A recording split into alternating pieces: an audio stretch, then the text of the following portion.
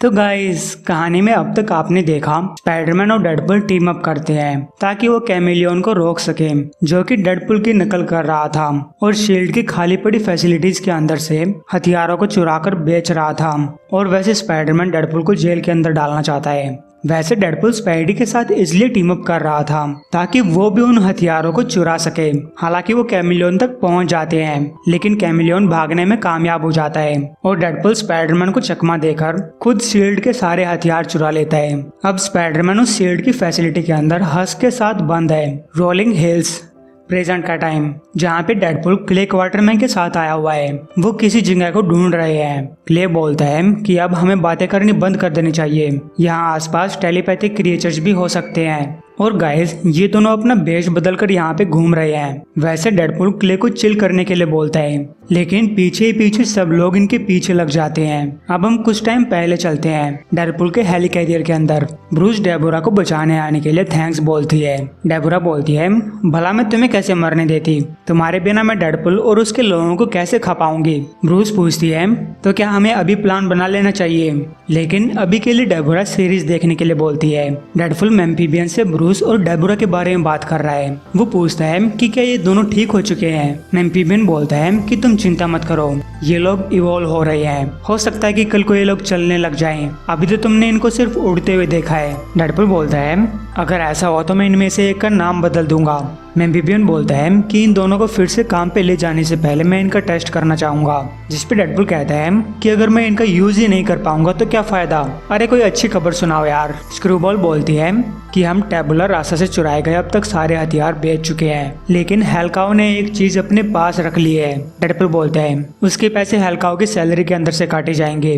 Cat बोलती है और क्ले को हमारा अगला काम मिल चुका है, लेकिन ये मुझे एक मौत का जाल लग रहा है। क्ले बोलता है कि हमें एक अलग तरीके के हथियार मिले हैं जिनको हम आजाद कराकर बेच सकते हैं, लेकिन केट फिर भी इसे मौत का जाल बोलती है। डेडपुल बोलता है इसका कोई नाम तो होगा। और फिर ये लोग एरिया 14 के अंदर पहुंच जाते हैं जिसे आपने एपिसोड की शुरुआत में देखा था। डेडपुल बोलता है हे क्ले, ये सिर्फ मुझे ही लग रहा है या फिर ये लोग हमारा पीछा कर रहे हैं। वो लोग बोलते हैं अब तुम हमें चोट नहीं पहुंचा सकते, अब तुम हमें और चोट नहीं पहुंचाओगे।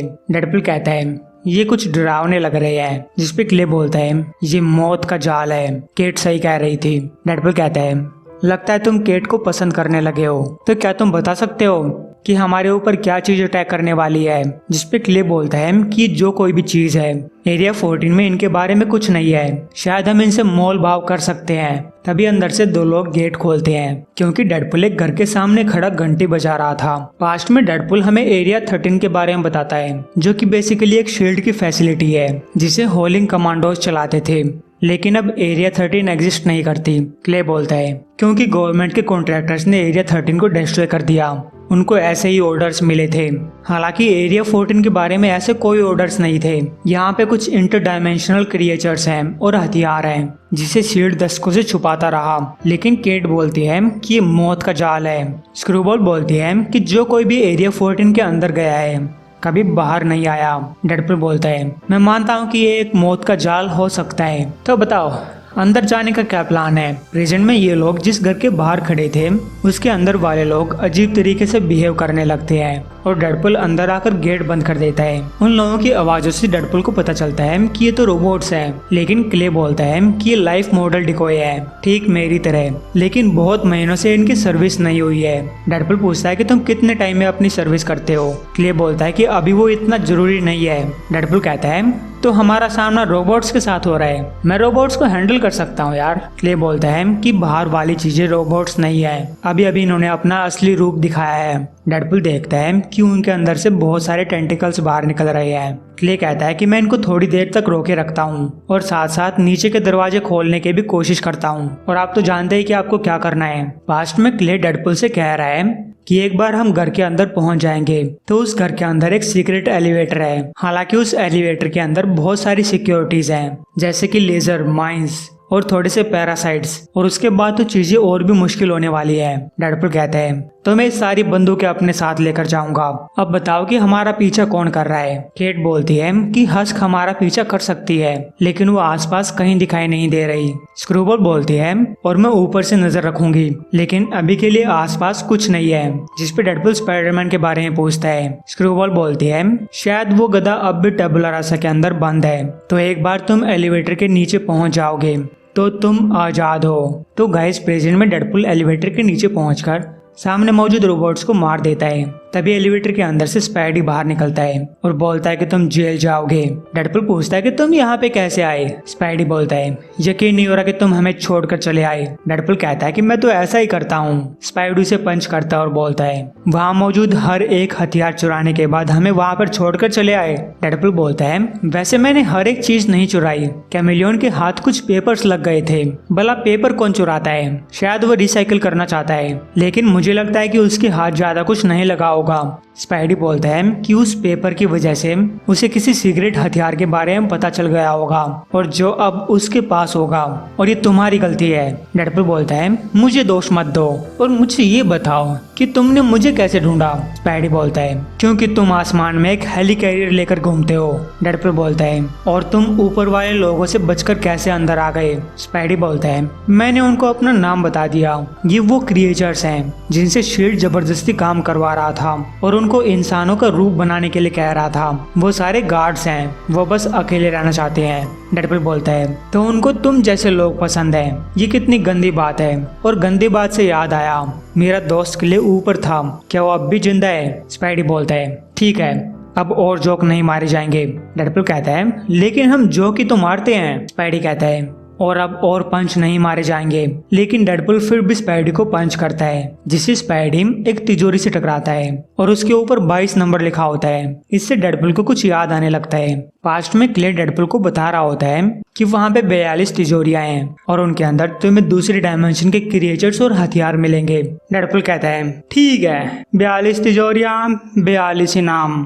हालांकि केट उसे तिजोरी नंबर 7 स्किप करने के लिए बोलती है क्योंकि उसमें एक डेडली वायरस है, लेकिन डेडपुल बोलता है कि मैं तो खुद एक वायरस हूँ। तब हेलकाउ बोलती है कि तुम्हें कुछ भी करके तिजोरी नंबर 22 के पास नहीं जाना है, और ये बात हमें प्रेजेंट में ले आती है। स्पाइडी पूछता है तुम्हें 22 नंबर से क्या याद आ रहा है, क्योंकि मुझे लगता है कि ये खुलने वाली है। तभी वो तिजोरी खुल जाती है और उसके अंदर से बड़े बड़े टेंटिकल स्पाइडरमैन और डेडपुल को पकड़ लेते हैं। स्पाइडी पूछता है आखिर वो दरवाजा किसने खोला? डेडपुल बोलता है मैंने नहीं खोला, मेरा मतलब कि मुझे नहीं लगता कि मैंने खोला। हे क्ले, जिंदा है क्या?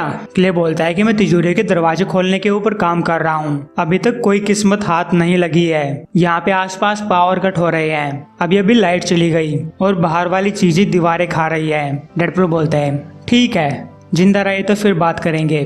और फिर वो चीज इन दोनों को नीचे जमीन में गाड़ देती है, जिससे उनको नीचे वाला कमरा दिखाई देता है जो कि एक ट्रेनिंग रूम होता है। डेडपुल बोलता है अब मुझे शक हो रहा है कि शील्ड बुरी चीज है, लेकिन ये तो अच्छी खबर भी है। इसका मतलब है कि मैं कुछ नहीं चुरा रहा, मैं बस चीजों को आजाद कर रहा हूँ। लोगों को इसका शुक्र मनाना चाहिए। स्पाइडी बोलता है कि तुम कोई हीरो नहीं हो, तुम एक क्रिमिनल हो और हमेशा एक क्रिमिनल रहोगे और क्रिमिनल की तरह मारे जाओगे।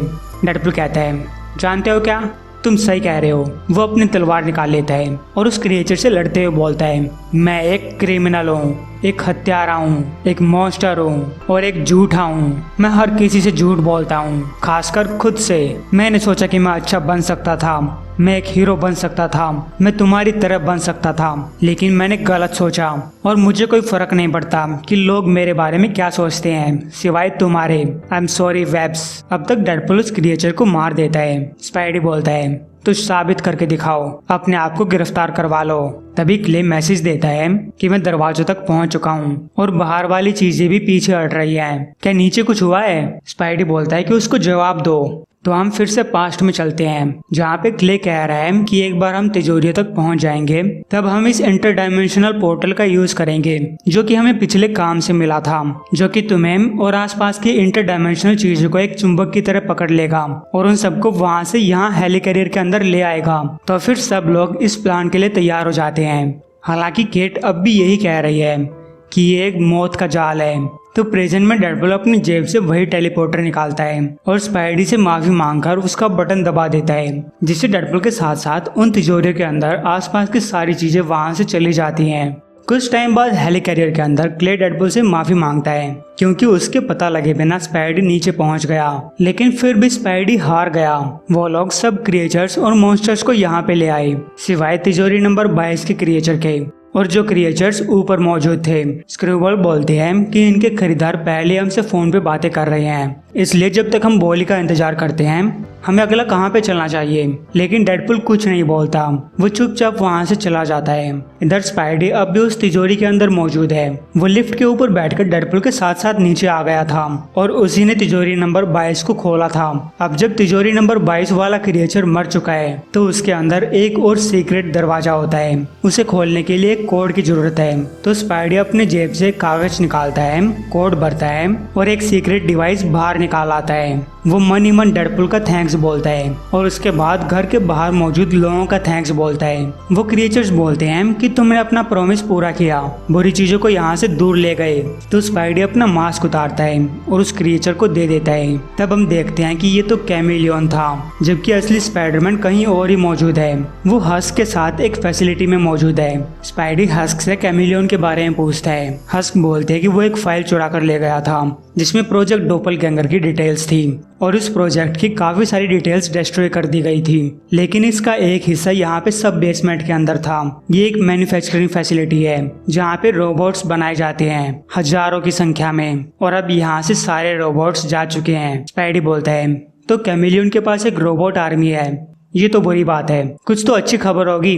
हस्क बोलती है कि इन रोबोट्स को चुरा तो लिया गया, लेकिन इस डिवाइस के बिना उनको चलाया नहीं जा सकता।